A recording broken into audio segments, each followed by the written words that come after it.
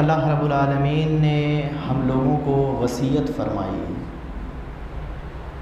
یوصیکم اللہ، کہ اللہ تمہیں وصیت فرماتا ہے فی اولادکم، تمہاری اولاد کے بارے میں۔ اگر آپ کے والد یا میرے والد اگر آپ کو یا مجھے وصیت کرے تو سعادت مند بیٹے کی پہچان کیا ہوگی؟ سعادت مند بیٹے کی نشانی کیا ہوگی؟ کہ وہ اپنے والد کی وصیت کو پورا کرے۔ سعادت مند بیٹا کون ہوگا؟ جو اپنے والد کی وصیت کو پورا کرے۔ لیکن یہاں وصیت کرنے والا کون ہے؟ اللہ رب العالمین ہے۔ اللہ فرماتا ہے یوصیکم اللہ، اللہ تمہیں وصیت کرتا ہے، اللہ تمہیں نصیحت کرتا ہے فی اولادکم، تمہاری اولاد کے بارے میں، للذکر مثل حظ الانثیین، کہ دو بیٹیوں کے برابر ایک بیٹے کا حصہ ہے۔ یعنی جب بندہ دنیا سے رخصت ہو جائے تو وہ اپنے ورثے میں جو کچھ چھوڑتا ہے تو اس کا وارث کون ہوتا ہے؟ اس کے بیٹے ہوتے ہیں، اور بیٹے صرف نہیں بیٹیاں بھی ہوتی ہیں، اور اس میں صرف بیٹیاں بھی نہیں بلکہ ماں باپ بھی حقدار ہیں، اس کی بیوی بھی حقدار ہے۔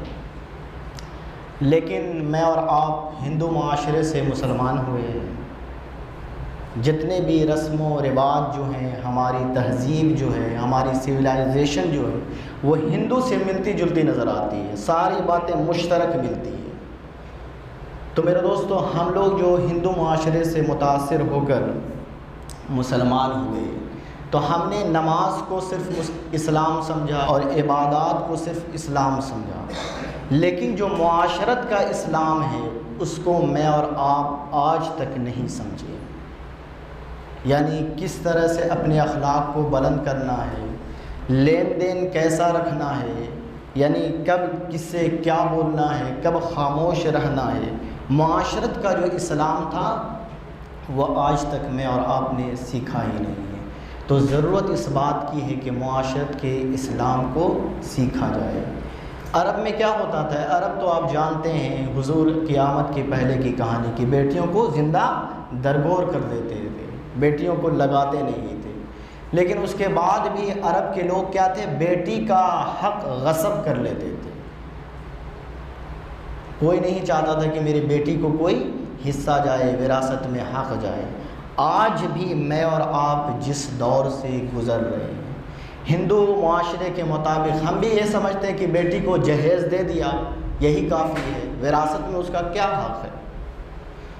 میرے دوستو، یہ جہیز جو ہے، یہ جو رسم آئی یہ ہندوؤں سے آئی ہے، لیکن بیٹیوں کو دینے سے منع بھی نہیں کیا گیا، اس لیے کہ حضور علیہ السلام نے خود اپنی بیٹی فاطمۃ الزہرا رضی اللہ تعالی عنہا کو دیا، ایک پلنگ دیا، 2 مٹکے دیے، چادر دی، چٹائی دی، اس طرح سے مسلے دیے، 2 چادریں دی، جو تھا اس وقت اس حساب سے اپنی بیٹی کو دیا۔ لیکن یہ نہیں تھا کہ صرف جہیز تک محدود ہو گیا، وراثت میں حصہ نہیں ہے۔ آج میں اور آپ اگر دیکھیں تو ہمارا حال ہندوؤں والا حال ہے، اس لیے کہ ہمارے جو اجداد تھے ہندوؤں سے، بدھوں سے، سکھوں سے مسلمان ہوئے تو وہ چیزیں آج بھی ہم میں باقی ہے۔ تو ہم بھی یہی سمجھتے ہیں کہ جہیز دے دیا بیٹی کو، وراثت میں بیٹی کا حق نہیں ہے، حصہ نہیں ہے، بلکہ شریعت بھی اس کو حصہ دیتی ہے، قانون بھی اس کو حصہ دیتا ہے، لیکن دینے کو کوئی تیار نہیں۔ آج تو قانون بھی حصہ دیتا ہے بیٹی کا، لیکن میرے دوستو، میں اور آپ جو ہیں آج بیٹی کے حق کو مار رہے ہیں، بہن کے حق کو مار رہے ہیں۔ باپ تو دنیا سے چلا گیا، اور ایک بات میں آج پڑھ رہا تھا تو اس میں ایک بات آئی کہ وراثت کب تقسیم ہوتی ہے؟ باپ کی زندگی میں وراثت تقسیم نہیں ہوتی۔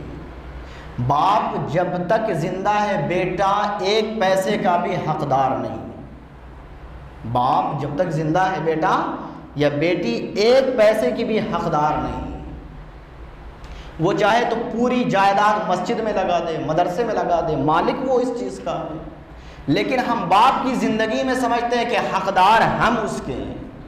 وراثت کب تقسیم ہوتی ہے؟ انتقال کے بعد۔ اور پورے قانون کو اللہ تبارک و تعالیٰ نے بڑے خوبصورت انداز میں یعنی چوتھے پارے کے اندر بیان کیا ہے۔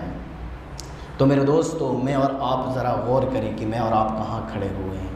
بیٹی کا حق قرآن نے، دیکھیں نا کہ عرب میں کیا ہوتا تھا، بیٹی کو حق نہیں دیا جاتا تھا، بہن کو حق نہیں دیا جاتا تھا۔ تو قرآن کس انداز سے نازل ہوا، ذرا قرآن کا نزول دیکھیں، قرآن کس انداز سے جب آیا۔ قرآن کیا آتا ہے، یوصیکم اللہ فی اولادکم للذکر مثل حظ الانثیین، کہ اللہ تبارک و تعالیٰ تمہیں تمہاری بیٹیوں کے بارے میں، تمہاری اولاد کے بارے میں وصیت کرتا ہے۔ وصیت کیا ہے اللہ کی؟ تو اللہ فرماتا ہے، یعنی سائل اللہ سے سوال کرتا ہے، مالک وراثت میں بیٹے کا کتنا حق ہے؟ تو اللہ فرماتا ہے للذکر مثل حظ الانثیین، جتنا دو بیٹیوں کو دیا جاتا ہے ایک بیٹے کو دے دیا جائے۔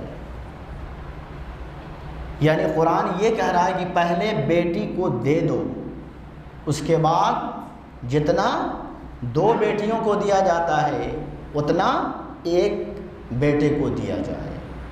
یعنی اگر اولاد ہے تو میرے دوستو آدھی پراپرٹی جو ہے سمجھ لیں کہ بیٹے کے حصے میں آئے گی، اس کا 1/3 حصہ بیٹی کے حصے میں آئے گا، اور اس میں سے 1/3 میں سے ماں باپ ہیں، بیوی ہیں اور بھی رشتہ دار ہیں، ان میں تقسیم کیا جائے گا۔ لیکن میں اور آپ سمجھتے ہیں کہ سارے کے سارے مالک ہم خود ہو گئے ہیں۔ تو میرے دوستو یہ دوری ہے میری اور آپ کی قرآن سے کہ آج ہمارے گھر میں اتنے فتنے فساد پھیلے ہوئے ہیں۔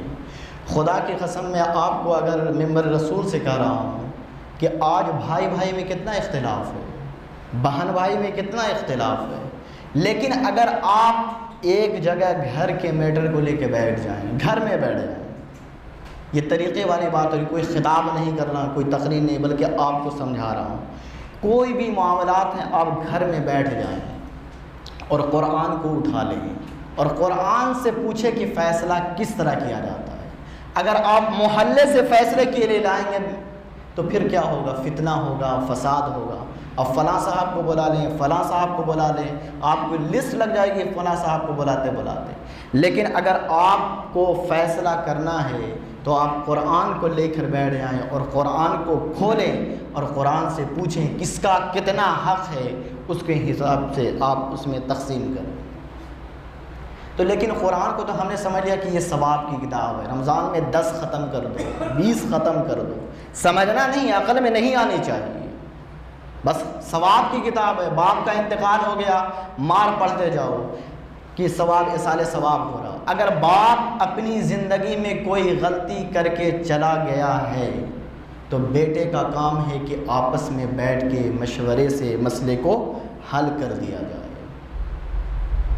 اگر لگتا ہے کہ دادا میری یہ غلطی کر کے چلے گئے، آج گھر گھر کا مسئلہ ہو گیا ہے، کسی کے دادا غلطی کر کے چلے گئے، ایسا نہیں کہ دادا سے غلطی نہیں ہو سکتی ہے، دادا سے غلطی ہو سکتی ہے، انسان ہے، باپ سے غلطی ہو سکتی ہے، انسان ہے۔ تو اگر آپ کو سمجھ میں آ رہا ہے، اگر آپ کی عقل میں یہ بات فٹ کرتی ہے کہ قرآن میرا کیا کہہ رہا ہے، میری شریعت کیا کہہ رہی ہے، میرا اسلام کیا کہہ رہا ہے، تو اس مطابق سے بیٹھ کے آپس میں فیصلے کر لیں۔ کیا ہوتا ہے، باپ کا انتقال ہو جائے گا تو آپ کیا کریں گے؟ زیادہ سے زیادہ باپ کا انتقال ہوگا تو آپ زیادہ سے زیادہ کیا کر سکتے ہیں؟ آپس میں بھائی مشورے کریں گے، باپ کی قبر کو گھیر دیا جائے، باپ کی قبر پہ ماربل لگا دیا جائے یا کوئی پیڑ لگا دیا جائے، اس سے کوئی فائدہ ہو جائے گا؟ اگر باپ انصاف صحیح سے کر کے نہیں گیا ہے تو بیٹا اس کی قبر کو جنت کیسے بنائے گا؟ یعنی معاملات کو درست کر دے اپنی زندگی میں۔ تو میرے بھائی بیٹھ کے مشاورت کے ساتھ مسئلے کا حل کریں۔ اللہ کے رسول صلی اللہ علیہ وسلم کی بارگاہ میں ایک خاتون آئی اور آ کر عرض کرتی، یا رسول اللہ صلی اللہ علیہ وسلم، میرے خاوند جو ہیں احد کی جنگ میں شہید ہو گئے ہیں، سعد بن ربیع رضی اللہ تعالیٰ عنہ۔ وہ فرماتی ہیں کہ میرے خاوند احد کی جنگ میں شہید ہو گئے ہیں، ان کے چچا نے پورے مال پہ، پوری جائیداد پہ قبضہ کر لیا ہے، میں بیوہ خاتون ہوں، مجھے بتایا جائے کہ میں کیا کروں؟ اگر میرے پاس کچھ نہیں ہوگا تو میں ان 2 بیٹیوں کو جو لے کر حاضر ہوئی ہوں ان کا نکاح کیسے کروں گی؟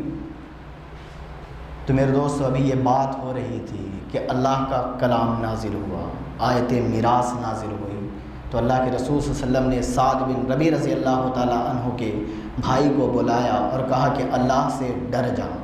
کیا فرمایا؟ اللہ سے ڈر جا، اور 2/3 حصہ اس کی بیٹیوں کو دے اور 8واں حصہ اس کی بیوی کو دے، اس کے بعد جو بچتا ہے وہ تیرا۔ تو اللہ کے رسول صلی اللہ علیہ وسلم نے اس طرح ہمیں تربیت کی، تعلیم دی۔ لیکن آج جو ہے حل من مزید، قرآن نے کہا اور زیادہ اور زیادہ اور زیادہ، یعنی ہوس کے چکر میں ہم برباد ہو رہے ہیں۔ واصف علی واصف نے ایک بڑی خوبصورت بات لکھی تھی، انسان حالات سے پریشان نہیں، اپنے خیالات سے پریشان ہے۔ اور ہم اور آپ جو ہے زندگی کو آسان بنانے کے چکر میں اپنا جو ظاہری سکون ہے اس کو کھو بیٹھے ہیں۔ ہم چاہتے ہیں کہ ہماری زندگی میں یہ چیزیں آ جائیں گی، یہ چیزیں آ جائیں گی تو ہماری زندگی خوشگوار ہو جائے گی، خدا را کبھی بھی نہیں ہوگی۔ اس لیے کہ اگر آپ اپنے پریوار سے دکھی ہیں تو خدا کی قسم آپ کو کہیں بھی سکون نہیں ملے گا۔ تو میرے دوستو، بیٹھ کر مشاورت کے ساتھ معاملے کا حل کرنے والے بنے۔ قرآن نے جب بہن کو، بیٹی کو آدھا حق دیا ہے، اس کا حصہ رکھا ہے، تو آپ پھر دینے میں کیوں کتراتے ہیں؟ آپ اپنی پاکٹ سے تھوڑی دے رہے ہیں۔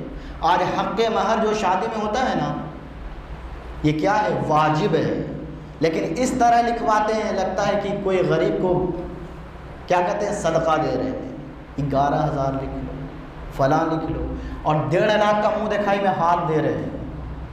لیکن ہم تو کیا کریں کہ ہم ہندو سے مسلمان جو ہوئے تو ساری ہندو والی رسم جو ہے ہمارے اندر ہے۔